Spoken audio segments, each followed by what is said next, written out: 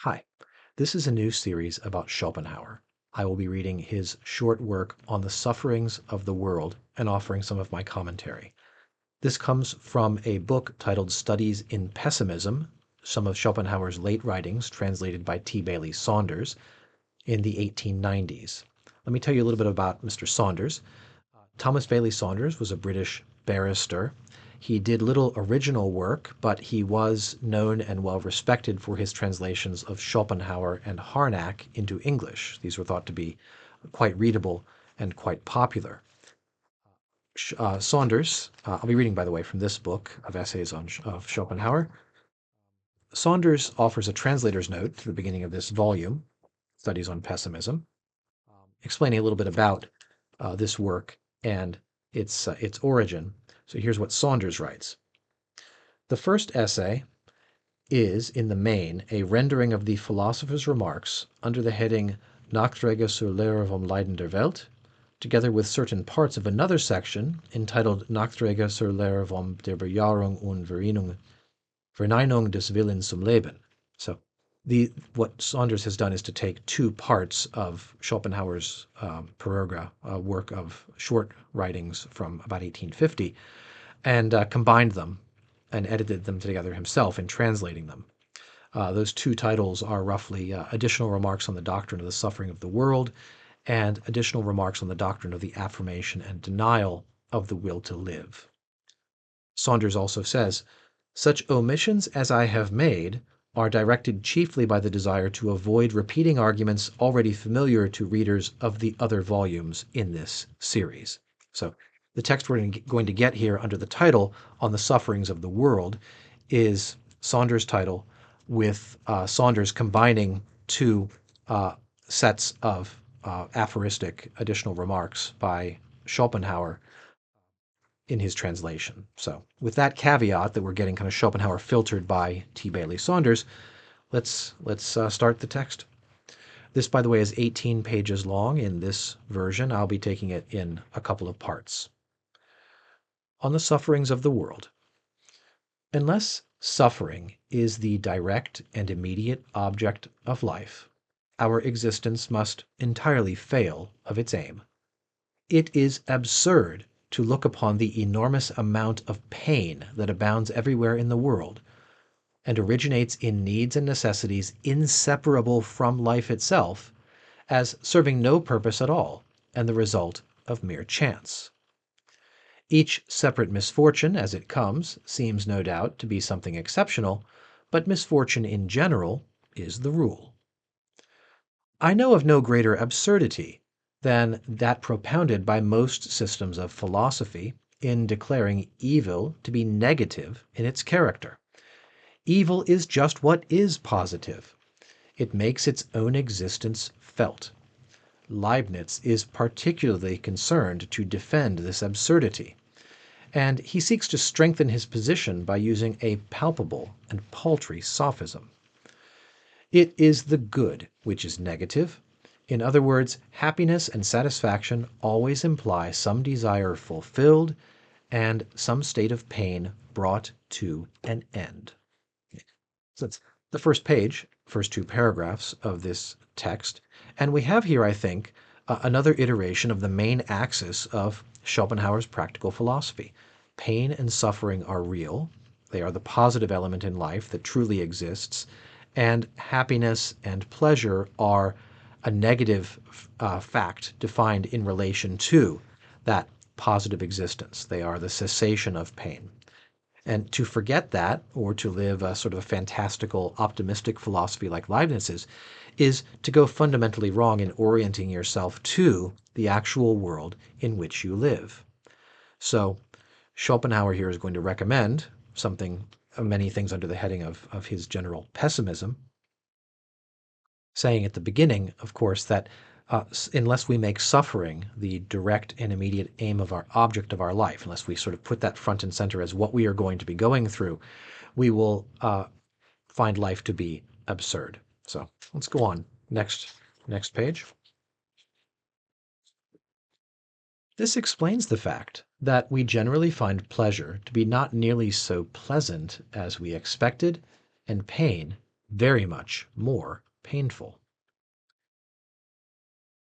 The pleasure in this world, it has been said, outweighs the pain. Or at any rate, there is an even balance between the two.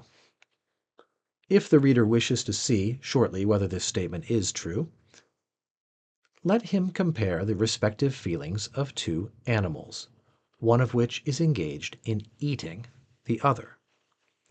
Schopenhauer has turned here to talk about our subjective experience of pleasure and pain. We have we generally find that the pleasures of life are good, but they're not as good as we had kind of hoped, and the pains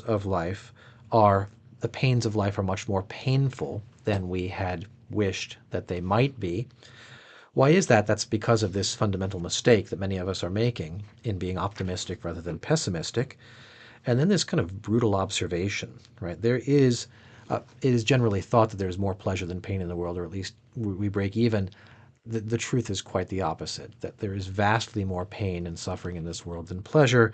And the image then, two animals, one of which is eating the other. Well, one is getting some pleasure out of consuming a meal. The other is suffering, but the magnitude of the suffering is vastly more than the magnitude of the pleasure on the part of the eater. So that's Schopenhauer, I think, has a kind of talent for clear expression and for really punchy images like that one. Going back to the text now. The best consolation in misfortune or affliction of any kind will be the thought of other people who are in a still worse plight than yourself. And this is a form of consolation open to everyone. But what an awful fate this means for mankind as a whole. We are like lambs in a field, disporting themselves under the eye of the butcher, who chooses out first one and then another for his prey.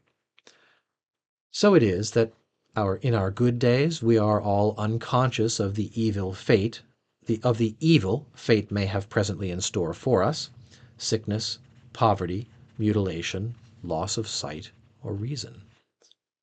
No little part of the torment of existence lies in this, that time is continually pressing upon us, never letting us take breath, but always coming after us like a taskmaster with a whip. If at any moment time stays his hand, it is only when we are delivered over to the misery of boredom. Okay. I'll pause here again on this second page. Schopenhauer here giving us another insight that although the experience of suffering may, for the individual, be ignorable, right? While I'm not currently in pain, I can pretend as though the coming pain is not something I really need to concern myself with. I can enjoy my moments of pleasure, or at least of respite from pain. The collective situation of humanity is rather terrible.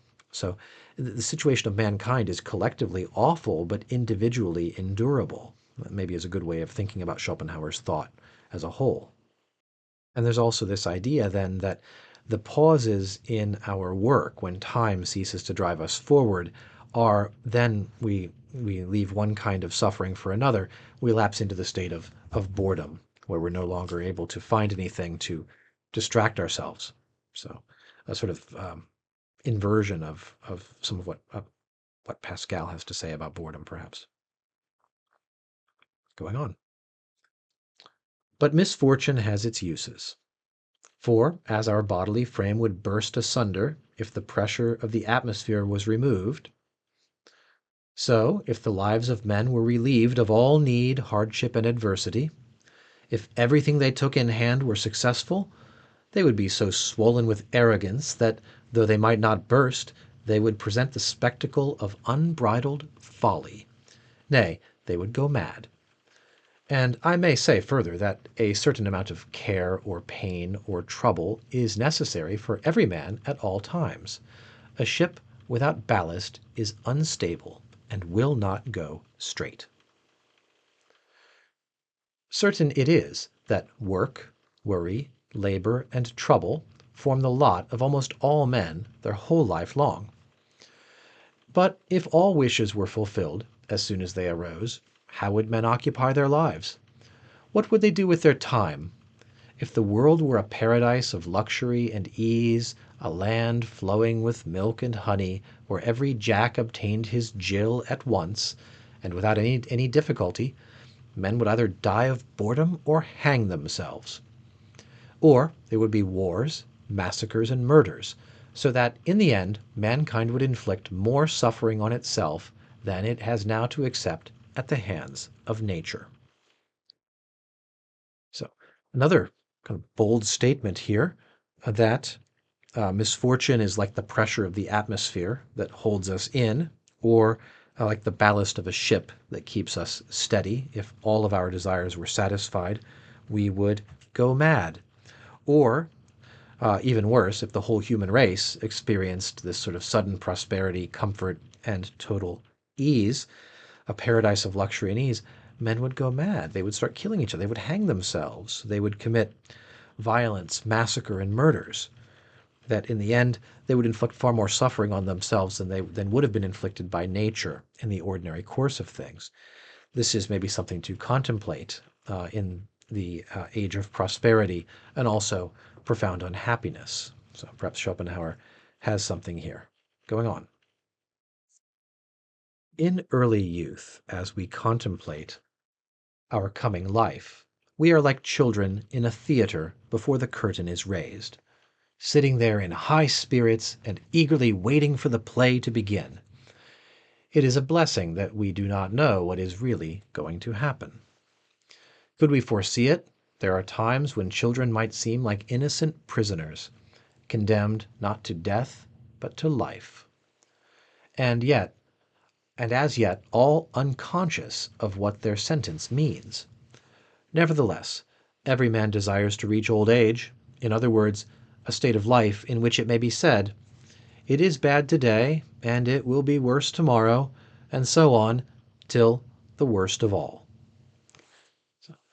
Also, here again, Schopenhauer sounding rather bitter, but giving us a portrait, right? Children sitting, waiting for the curtain to rise. What is my life going to be like? And he's saying as an old man now, with a kind of old man's wisdom. They're excited and happy and optimistic because they don't know what's coming. They don't know what life has in store for them.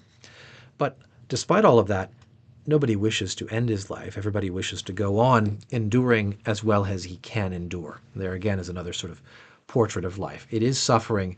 If we acknowledge that and face it squarely, we have the strength to go on, as you might say, as pessimists. So, continuing.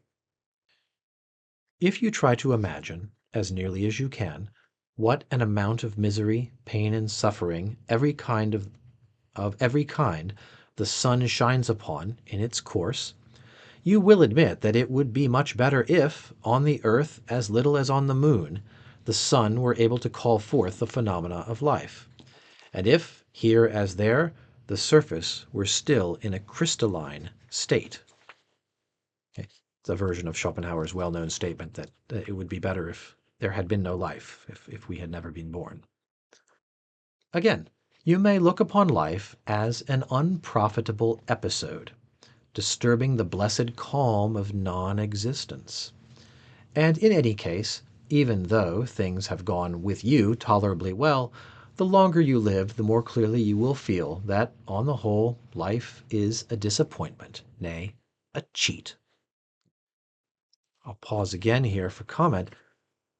Wow, a bit very hard sayings, some of these. The amount of misery, pain, and suffering on the earth should make us think that it would be better if the earth were as lifeless as the moon and as free of suffering as the moon.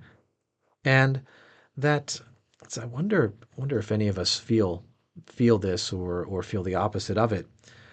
You get on as tolerably as well as you can, but the older you get, the more you feel that life is something of a disappointment and a cheat, that you were promised more, you sort of hoped and expected more than you in fact got. Okay. I'm not sure here if Schopenhauer is thinking here of the disappointment of the optimistic philosopher or simply a universal experience that we all have. It seems to be the latter. He's going to illustrate this next with two hypothetical cases, and here they are. If two men who were old friends in their youth meet again when they are old, after being separated for a lifetime, The chief feeling they will have at the sight of each other will be one of complete disappointment at life as a whole, because their thoughts will be carried back to that earlier time when life seemed so fair as it lay spread out before them in the rosy light of dawn. It promised so much, and then performed so little. This feeling will so completely predominate over every other that they will not even consider it necessary to give it words. But on either side it will be silently assumed, and form the groundwork of all they have to talk about. He who lives to see 2 or 3 generations is like a man who sits sometime in the conjurer's booth at a fair, and witnesses the performance twice or thrice in succession. The tricks were meant to be seen only once, and when they are no longer a novelty and cease to deceive, their effect is gone. So here are these 2 hypothetical cases Schopenhauer uses to illustrate this idea that our existence is really kind of a ripple in what would otherwise better be an unbroken plane of non-existence. 2 old friends meet after a lifetime, and so what is so prominent in both their emotional lives is that life has been a disappointment. Thinking back to what they hoped for together as young men and what they've now achieved as older men, the whole thing seems to be such a profound disappointment that neither one of them has to give it voice, but it lies in the background of everything that they do as they reminisce and catch up. I don't know if Schopenhauer, writing this as an old man, is thinking of his own experiences or if he is speculating, but this certainly seems to fit with and give a fitting illustration of his overall philosophy of pessimism. The other one, I do like this image. This stays with me. These images of the theater. This is watching your children and grandchildren, watching young people as an adult and then as a middle-aged and an older person come up, see them rise up with hopes for the world and hopes for their life, is like watching a magic show for the second or for the third time. You know what the tricks are. Other people don't, and so they're still impressed. They're still really attentive and interested. And as you watch it, you may begin to think back, well, I guess that pulling the rabbit out of the hat was kind of fun the first time I saw it when I didn't know what it was all about. But now that I'm seeing it for the third time, it's underwhelming. It's even boring. So again, the suggestion that all of life is like that, really. So here's more Schopenhauer. Life is a task to be done. It is a fine thing to say defunctus est. It means that the man has done his task. If children were brought into the world by an act of pure reason alone, would the human race continue to exist? Would not a man rather have so much sympathy with the coming generation as to spare it the burden of existence? Or, at any rate, not to take it upon himself to impose that burden upon it in cold blood? That's the last I'm going to read here for today, but wow. Again, life is a task to be done, so when one reaches the end of his life, we say, well, he has finished his task. He's finished, his suffering has come to an end, not as a release, but as an accomplishment. Okay? He's now defunct or finished or out of business, and it's over for him. Good thing. It's a fine thing to be able to say this about someone.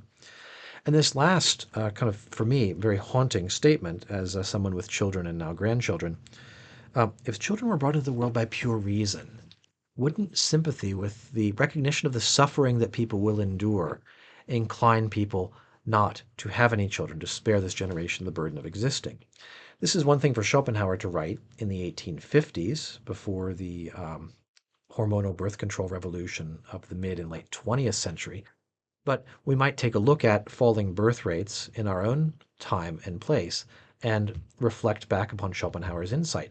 If people gain more and more deliberate rational control over bringing other human beings into existence, would their overall recognition of the suffering of the world cause them to bring about fewer of them? And this is seems to me rather grim for all of us sort of evaluating our own lives and for the human race in general, especially for societies with rapidly declining birth rates that are creating threats of social dislocation and economic problems in the near future. So, just an observation of mine. I'd like to say a little bit more about Schopenhauer's anti-natalism. A commenter just a little bit ago suggested that I should say more about this. This is the topic with which Schopenhauer ended the previous section that I did the first video on, suggesting that if human reproduction, if bringing children into the world were entirely a matter of will, if it were entirely within our voluntary control, people would have far fewer children. Schopenhauer suggests this supports his view that we all deep down know that there is vastly more suffering in the world than pleasure, that life on the whole is a kind of a mistake or a cheat, and that we would hesitate then to inflict existence upon other beings like ourselves if we were able to abstain from doing so. So that's certainly a very strong anti-natalist line, which may be, as my commenter suggested, a central pillar of Schopenhauer's thought. My own view on this, complete opposite. A hard pass from me on the anti-natalism. I'm strongly pro-natalist myself. I have 4 children. I have grandchildren now. I move in social circles with people who have more children than me, many of them. So I am, on the whole, pro-children, pro-babies, both in my own life and I think as a matter of social policy. I think children are a great source of joy and meaning, and I would recommend, other things being equal, I'd recommend that people have children rather than not. So I don't share this particular aversion or misanthropy of Schopenhauer, and that may make me a poor Schopenhauerian. I'm happy to read his text and to analyze it, but among the things I find value in his practical philosophy, the antinatalism is not one of them. I do think that if Schopenhauer had had children, had gotten married, and had children himself, he might have been of a different mind, but then he wouldn't be the Arthur Schopenhauer that we know and admire. So that's my brief comment on natalism, just to put all my cards on the table. That's one place where I certainly part ways with Schopenhauer, both in my personal belief and in my general attitude towards life. So we may get to the metaphysical basis of that at some later time. Those are the first couple of pages of Schopenhauer's work, titled by Bailey Saunders on the sufferings of the world. I hope you've enjoyed it. We'll take a look at the next couple of pages in another video. Thanks for watching today. Goodbye.